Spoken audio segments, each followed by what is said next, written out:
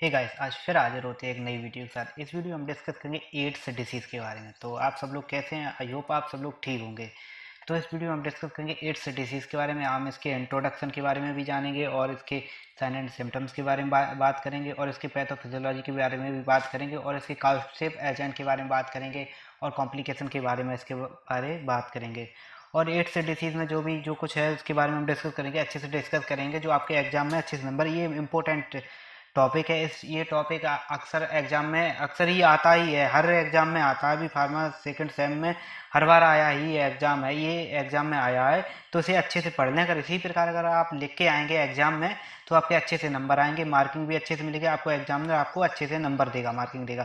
तो आज हम बात करते हैं एड्स डिसीज बारे। तो इससे पहले हम बता दें, अगर वीडियो यूजफुल लगे चैनल को सब्सक्राइब करें और वीडियो को लाइक करें, अपने दोस्तों के साथ शेयर करें और टेलीग्राम चैनल को ज्वाइन कर लें। मैंने लिंक डिस्क्रिप्शन में दे दी है। तो टेलीग्राम चैनल में नोट्स डालते रहते हैं और पीडीएफ भी डालते रहते हैं और जॉब से रिलेटेड सारी न्यूज़ भी आती रहती है।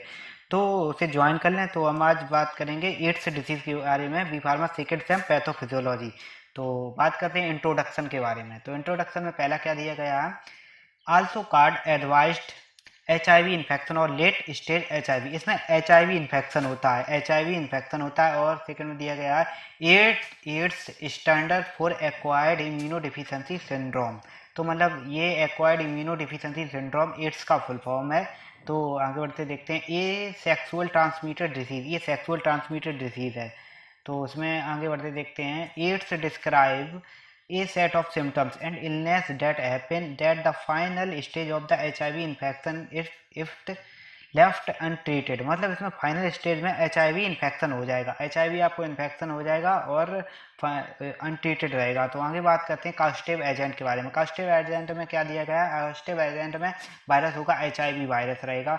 और इसमें HIV standard for human immuno deficiency virus में ह्यूमन इम्यूनो डिफिशिएंसी वायरस रहेगा। मतलब HIV का ये फुल फॉर्म है, ह्यूमन इम्यूनो डिफिशिएंसी वायरस। ये वेरी इंपॉर्टेंट है। तो मतलब ये अच्छे से देख लें। अगर हेडिंग वाइज लिखते रहेंगे आप वहाँ एग्जाम में तो आपको अच्छे से एग्जाम में मार्किंग मिलेगी। तो आगे देखते हैं, HIV is the virus that attack cell in the immune system. मतलब ये HIV वायरस डेट अटैक करता है इम्यून सिस्टम पर ये अटैक करता है। तो आगे बढ़ते देखते हैं, HIV destroy a type of WBC in the immune system called CD4 cell T helper. मतलब HIV डिस्ट्रॉय होगा टाइप ऑफ WC में वो डिस्ट्रॉय हो जाएगा, टूट जाएगा और इन द इम्यून सिस्टम पर रहेगा। तो CD4 cell T helper cell रहेंगे। तो आगे बढ़ते देखते हैं, HIV is found in the semen, blood, vaginal and anal fluid and breast milk। मतलब फाउंड द सीमन ब्लड दूने का, वाइजनल एंड एनल ब्लड फ्लूइड रहेगा। तो मिल्क HIV। तो आगे बढ़ते हैं, हम देखते हैं, आगे बात करते हैं transmission of HIV। Transmission HIV के बारे में बात करेंगे। तो पहला दिया गया, unprotected sex with an infected partner. मतलब इन्फेक्टेड पार्टनर देखना पड़ेगा। और transmission for the infected mother to foetus रहेगा। मतलब मदर से पेरेंट्स से होने के चांसेस, अगर मेरे पेरेंट्स में होगा तो बच्चों में, चिल्ड्रन में होने के चांसेस हो जाएंगे। तो आगे बढ़ते थे, इन्फेक्टेड ब्लड ट्रांसफ्यूजन।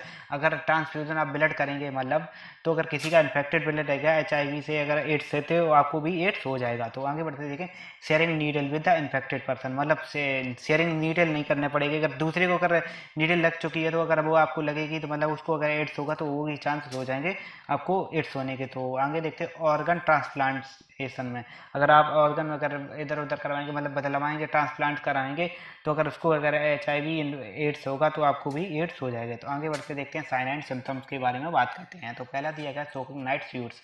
मतलब सोकिंग नाइट स्यूट मतलब आपको, मतलब रात में पसीना आएगा बहुत तेज, मतलब आपको अचानक चक्री रात में बहुत तेज पसीना आएगा। और दूसरा दिया रिकैरिंग फीवर, आपको रिकैरिंग फीवर रहेगा। और क्रोनिक डायरिया भी रहेगा। क्रोनिक डायरिया मतलब पुरानी डायरिया हो जाएगी। मतलब परसिस्टेंट अनएक्सप्लेन्ड फैटिग, मतलब आप कोई बता नहीं सकते ऐसी थकान रहेगी आपको। और वेट लॉस रहेगा, आपका वजन भी घटेगा और स्किन पे रेसेस हो जाएंगे, छोटे छोटे रेसेस भी हो जाएंगे। और स्वेलिंग लैम्फ नोट्स, मतलब लैम्फेटिक सिस्टम में स्वेलिंग आ जाएगी। और परसिस्टेंट हेडेक रहेगा आपको, दृढ़ मतलब हेडेक भी रहेगा, बहुत तेज हेडेक रहेगा आपको अच्छा सा। और एंजाइटी एंड डिप्रेशन, मतलब एंजाइटी चिंता और डिप्रेशन आपको रहेगी। Persistent and white spot of the unusual lesson on your tongue और इन योर माउथ, मतलब आपके टंग में वाइट स्पॉट हो जाएंगे, छोटे छोटे वाइट स्पॉट्स दिखने लगेंगे। ये सिम्टम्स हैं इसके। और ब्लड विजन रहेंगे, आपके ब्लड विजन रहेंगे।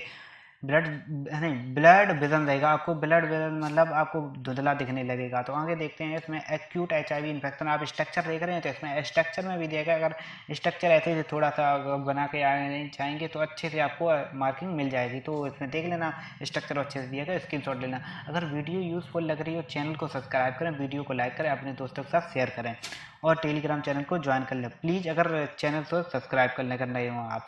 तो आगे बढ़ते देखते हैं कॉम्प्लिकेशन ऑफ एड्स। तो कॉम्प्लिकेशन एड्स में क्या दिया गया, इन्फेक्शन। इन्फेक्शन में ट्यूबरकुलोसिस हो जाएगी और दूसरा हो जाएगा कैंडिडियासिस हो जाएगी आपको, तीसरा क्रिप्टोकोकल मेनिंजाइटिस हो जाएगी और टॉक्सोप्लाज्मोसिस हो जाएगी आपको, क्रिप्टोस्पायरोसिस हो जाएगी। आप तो मेगालो वायरस हो डिसीज़ हो जाएगी आपको, CMV बोलते हैं इसको, क्रिप्टोमेगालो वायरस डिसीज़ को CMV भी बोलते हैं। और आपको दूसरा में कैंसर। कैंसर में आपको क्या होगा, लैम्फोमा में आपको दिक्कत आ जाएगी, कैपोसिस सार्कोमा में दिक्कत भी आएगी और अदर में बेस्टिंग सिंड्रोम रहेगा और किडनी डिसीज़ भी हो जाएगी, न्यूरोलॉजिकल कंप्लीशन हो जाएगा।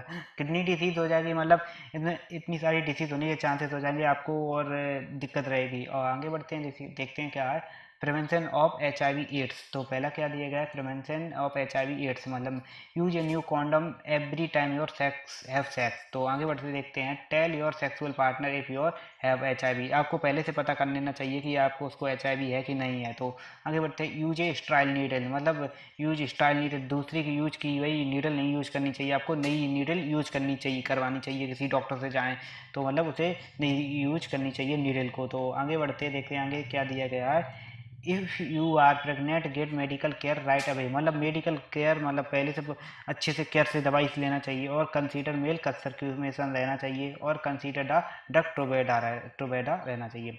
तो आगे बढ़ते देखते हैं ट्रीटमेंट में। ट्रीटमेंट में क्या दिया गया, एंटीवायरल थेरेपी होगी। इसमें एंटीवायरल थेरेपी होती है तो क्या होती है, प्रोटीन इनिवेटर्स होंगे, इंटीग्रेस इनिवेटर्स भी होगा और NRTIS मतलब न्यूक्लियोसाइड रिजर्व ट्रांसक्रिप्शंस इनिवेटर्स रहेंगे और नॉन NRTI होगी और फ्यूजन इनिवेटर्स हो गए। थेरेपी में इतने सारे होंगे, ये 5 दिए गए, ये 5 थेरेपी होंगी। तो आगे बढ़ते देखते हैं स्ट्रक्चर ऑफ एड्स। स्ट्रक्चर के अनुसार समझते हैं, स्ट्रक्चर में क्या क्या दिया गया, स्ट्रक्चर में समझते हैं।